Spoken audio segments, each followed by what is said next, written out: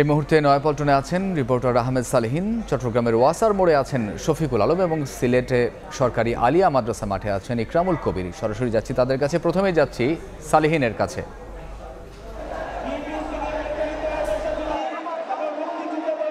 নয়াপল্টনে বিএনপির কেন্দ্র কার্যালয়ের সামনে বিএনপি আয়োজন করেছে গণতন্ত্র দিবস উপলক্ষে মহাসমাবেশের। এই সমাবেশকে ঘিরে নেতাকর্মীদের লাখো নেতাকর্মীর উপস্থিতি এই কাকরাইল, ফকিরাপুল, বিজয়নগর, মৎস্য ভবন সমস্ত এলাকা জুড়ে। এখানে আপনারা দেখতে পাচ্ছেন যে লাখ লাখ মানুষ, নেতাকর্মী তারা এই সমাবেশস্থলে উপস্থিত হয়েছেন।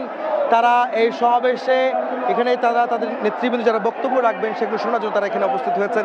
তারা বলছেন যে গত 15 বছর যে গণতন্ত্রের লড়াই তারা করেছেন, গত 16 বছর ধরে সেই গণতন্ত্রের লড়াই এখনো চলছে এবং সে কারণে আজকে যে গণতন্ত্র দিবসের আন্তর্জাতিক গণতন্ত্র দিবসে যে সমাবেশ আজকে বিএনপি করছে সেখানে তারা এই সমাবেশে উপস্থিত হয়েছেন। আপনারা জানেন যে গত রোববার অর্থাৎ 15 সেপ্টেম্বর তারা এই সমাবেশ করার কথা ছিল নয়াপল্টনে, কিন্তু বিরূপ আবহাওয়ার কারণে সেই সমাবেশ কিন্তু 15 তারিখ অনুষ্ঠিত হয়নি, সেটি পিছিয়ে 17 তারিখ আজকের দিনে নির্ধারণ করেছিল।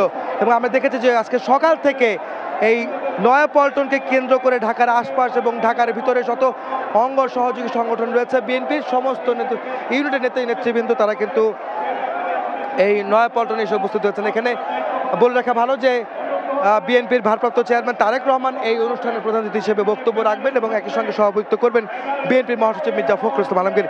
এবং এখানে রয়েছেন স্থায়ী কমিটির সদস্যরা, এখানে আসবেন ভাইস চেয়ারম্যান, উপদেষ্টা মণ্ডলীর সদস্য বিএনপির, তারা কিন্তু এখানে উপস্থিত হবেন। ইতিমধ্যে কিন্তু আমরা বিএনপির অঙ্গ সহযোগী সংগঠনের শীর্ষ নেতৃবৃন্দ কিন্তু আমরা দেখেছি মহানগর উত্তর দক্ষিণের বিএনপির তারা নেতৃবৃন্দ কিন্তু উপস্থিত হচ্ছেন। এখান থেকে আসলে পরবর্তী করণীয় কী হবে বিএনপির সেগুলি কিন্তু আসলে এখান থেকে নির্ধারণ করা হবে বা এখান থেকে একটা কর্মসূচি বা সেই ধরনের মেসেজ বার্তা নেতাকর্মীদের উদ্দেশ্যে দেওয়া হবে বলে আমরা জানতে পেরেছি। বিএনপি নেতৃবৃন্দ তারা এখানে বক্তব্য রাখবেন, গত 15 বছর যে আওয়ামী লীগের শাসন আমল সেগুলি বিষয়গুলো তুলে ধরবেন এবং এখন বর্তমানে অন্তর্বর্তীকালীন সরকার যে দেশ পরিচালনা করছেন তাদের করণীয় কী হবে এবং সামনের ভবিষ্যৎ কেমন হবে সেই বিষয়গুলো কিন্তু আলোচনায় উঠে আসবে। এছাড়াও বিএনপি তাদের এই সমাবেশ থেকে তারা পরবর্তীতে করণীয় কী করবেন সেই বিষয়গুলো কিন্তু আলোচনায় আনবেন এই সমাবেশে, সেটা কিন্তু আমরা জানতে পেরেছি। ইতিমধ্যে বিএনপির অনেক নেতৃবৃন্দ কিন্তু এই মঞ্চে উপস্থিত হয়েছেন এবং নেতাকর্মীরা কিন্তু কানায় কানায় পূর্ণ হয়ে গেছে। নয়াপল্টনের দুটি পাশে যদি বলা যায়, ফকিরাপুল থেকে নাইটাঙ্গেল মোড় কিংবা কাকরাইল, ওদিকে মতিঝিল পর্যন্ত পুরো মানুষের সয়লাভ এখানে নেতাকর্মীদের। তো এই ছিল আমার কাছে নয়াপল্টনে বিএনপির কেন্দ্রীয় কার্যালয়ের সামনে আন্তর্জাতিক গণতন্ত্র দিবসের সমাবেশের সবশেষ খবর। এখন আমরা চলে যাবো চট্টগ্রামে, যেখানে আছেন আমাদের সহকর্মী শফিকুল ইসলাম। চট্টগ্রামে কিন্তু সে বিশ্ব গণতন্ত্র দিবস উপলক্ষে যেই শোভাযাত্রা বের করা হবে সেই শোভাযাত্রার যে প্রস্তুতি ইতিমধ্যে কিন্তু শুরু হয়ে গেছে। আপনি হয়তো দেখতে পাচ্ছেন যে গণ আন্দোলনে যে শহীদ হয়েছিলেন ওয়াসিম, সেই ওয়াসিমের যে ব্যানার ফেস্টুন নিয়ে কিন্তু ছাত্র দলের নেতাকর্মীরা কিন্তু স্লোগান দিচ্ছে। এই ওয়াসিম হচ্ছে চট্টগ্রাম কলেজের ছাত্র দলের যুগ্ম আহ্বায়ক। এই ছাত্র দলের যুগ্ম আহ্বায়ক ওয়াসিম, যিনি এই আন্দোলনের সময় মুরাদপুরে গত 18 তারিখ মারা গিয়েছিলেন, যে জুলাইয়ের 18 তারিখ, সেই ওয়াসিমের ছবি নিয়ে কিন্তু ছাত্র দলের নেতাকর্মীরা এখানে স্লোগান দিচ্ছে। কিছুক্ষণ পরে এখানে কিন্তু বিএনপি স্থায়ী কমিটির সদস্য আমির খসরু মাহমুদ চৌধুরী আসবেন এবং বিভিন্ন জায়গা থেকে চট্টগ্রামের 16টি যে উপজেলা রয়েছে সেখান থেকে দলে দলে মিছিল নিয়ে কিন্তু নেতাকর্মীরা কিন্তু এই যে ওয়াসা যে মোড় রয়েছে সে মোড়ে নেতাকর্মীরা আসছেন এবং কিছুক্ষণ পরে প্রায় 3টার দিকে এখানে হাজারো নেতাকর্মীর ভিড় ধরবে। একটি গণতন্ত্র দিবস উপলক্ষে একটি মিছিল বের করা হবে, অর্থাৎ তাদের মূল মেসেজ থাকবে গণতন্ত্র প্রতিষ্ঠা, অর্থাৎ এই অন্তর্বর্তী সরকারের পরে একটি নির্বাচনের মাধ্যমে একটি গণতান্ত্রিক সরকার কিভাবে আসবে সেই বিষয়ে কিন্তু আজকের এই শোভাযাত্রা থেকে, আজকের এই বিশ্ব গণতান্ত্রিক দিবস থেকে সেই বিষয়টি উঠে আসবে। তো এই ছিল আমার কাছে চট্টগ্রামের ওয়াসা থেকে সর্বশেষ তথ্য।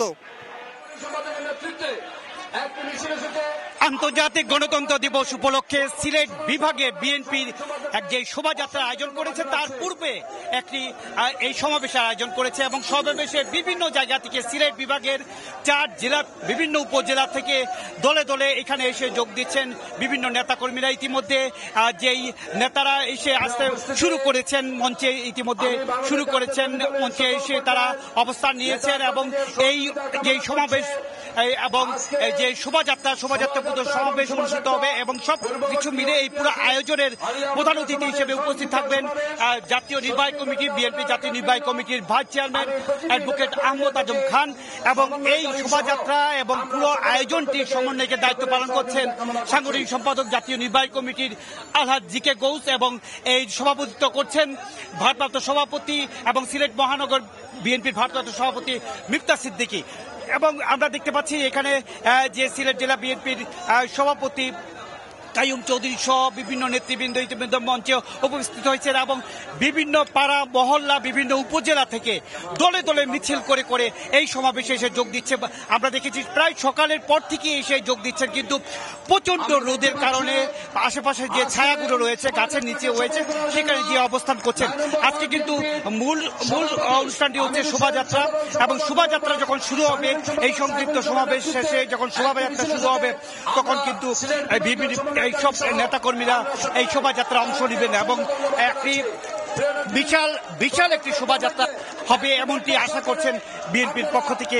বিএনপি সিলেট বিভাগের পক্ষ থেকে যে শোভাযাত্রা আয়োজন করেছেন এই শোভাযাত্রা সিলেট বিভাগের চার জেলার থেকেই নেতা কর্মীরা এসে যোগ দিয়েছে এবং এই স্মরণকালের একটি শোভাযাত্রা অনুষ্ঠিত হবে এমনটি আশা করছেন বিএনপির নেতাকর্মীরা এবং সেই লক্ষ্যেই পাড়া মহল্লা উপজেলা এবং জেলা সিলেটের বিভাগের যে 4টি জেলা প্রত্যেকটি জেলা কমিটির নেতৃবৃন্দ এখানে এসে উপস্থিত হয়েছেন ইতিমধ্যে। মোটামুটি যে শোভাযাত্রা অনুষ্ঠিত হবে এবং তার পূর্ব যে সমাবেশ তা কিছু সময়ের মধ্যে অনুষ্ঠিত হবে। এই ছিল সিলেট বিএনপির সিলেট বিভাগীয় যে সমাবেশ, সেই সমাবেশ এবং শোভাযাত্রা তার সবশেষ খবর। আন্তর্জাতিক গণতন্ত্র দিবস উপলক্ষে দেশব্যাপী আয়োজিত বিএনপির সমাবেশের খবর জানাচ্ছিলেন সহকর্মীরা।